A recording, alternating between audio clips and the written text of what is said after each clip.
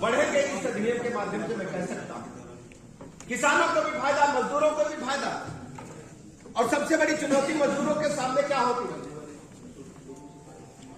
काम हो जाते थे, लेकिन अगर ग्राम प्रधान नाराज है, अधिकारी नाराज है, कह देते काम तो दिख ही नहीं रहा, नाली गड्ढा खुदा गायब हो गया। अब ग्राम पंचायत को ही अधिकार दिया गया है।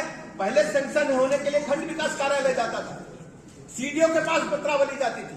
अब अधिकार ग्राम पंचायत को ही दिया गया है।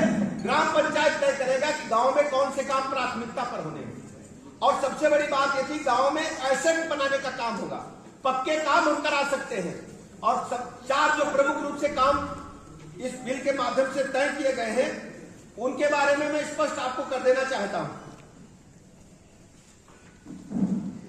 जो 4 प्रमुख रूप से काम हैं, उनके बारे में पर्यावरण के दृष्टि से यदि कहीं कोई काम होना है, उसको हम कर पाएंगे।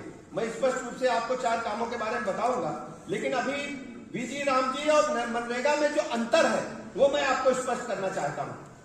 मनरेगा में केवल 100 दिन का रोजगार था, और ये सबसे बड़ी बात 21 से 25 का जो डाटा है उसका आप अध्ययन करें हमारे पत्रकार मित्र, तो औसत रोजगार जो है केवल 50.4% रहा, यानी 50% ही उन लोगों को रोजगार मिल पाया है।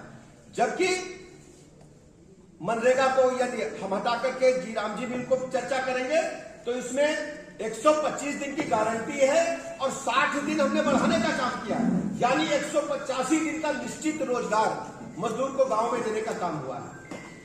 इसी प्रकार नंबर 2 पे मनरेगा केवल ग्रामीण मजदूरी तक सीमित था, यूं कह सकते हैं कि गड्ढा खोदने और पाटने तक। जबकि वीजी राम जी ने रोजगार सृजन में अनुमन्य कार्यों की सूची को 260 से संकुचित 4 प्रमुख में बांटा गया है। 4 प्रमुख क्या है? जल सुरक्षा, जल संरक्षण। हर गांव में चिंता है कि पानी कहां है। हमें याद है, हम लोग बचपन में हर गांव में 3-4 तलैया होती थी। अब तलैया है ही नहीं। अब तलैया कैसे पट गई? अब पट गई तो उसको हमें जल संरक्षण के लिए खोदना पड़ेगा, तालाब बनाने पड़ेंगे।